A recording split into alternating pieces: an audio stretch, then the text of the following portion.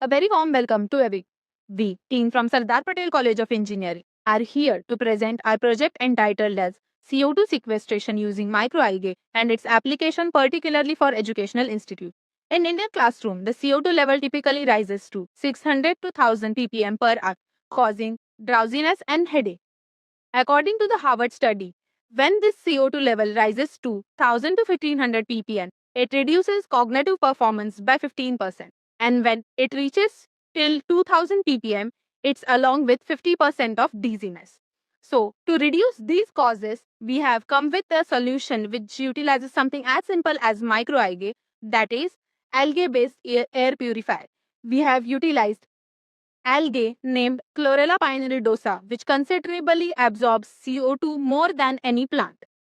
We have utilized BG11 as a growth medium for our algae and maintained the pH around 6.5 to 9. Now that we have gone through the problem and understood the need of this solution, I'd like to take this ahead. Talking about our algal-based air purifier, it uses microalgae to absorb CO2 through photosynthesis.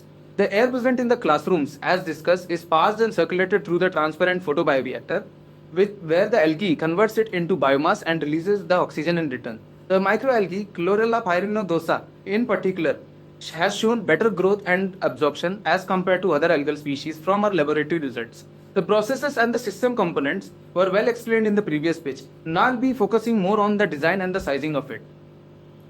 Considering a classroom of 30 students, it produces about 576 liters or 1.05 kgs of CO2 per hour. On the other hand, Chlorella pyrenodosa absorbs around 1.8 grams of CO2 per liter of culture per hour. So it gives us around a culture volume of 550 liters for this classroom, which scales linearly for the larger rooms and more occupancy. So for this system, we have designed a cuboidal photobioreactor which stands of the dimension 0.45 by 0.45 by 1.5 meters or of around 0.3 cubic meters of in capacity. So we would require two for these in this classroom. Talking about the individual cost of this particular unit, it stands to be around 23,000 inclusive of all taxes and about 387 in Australian dollars. It is serving as the one-time initial investment and with minimal running costs ahead.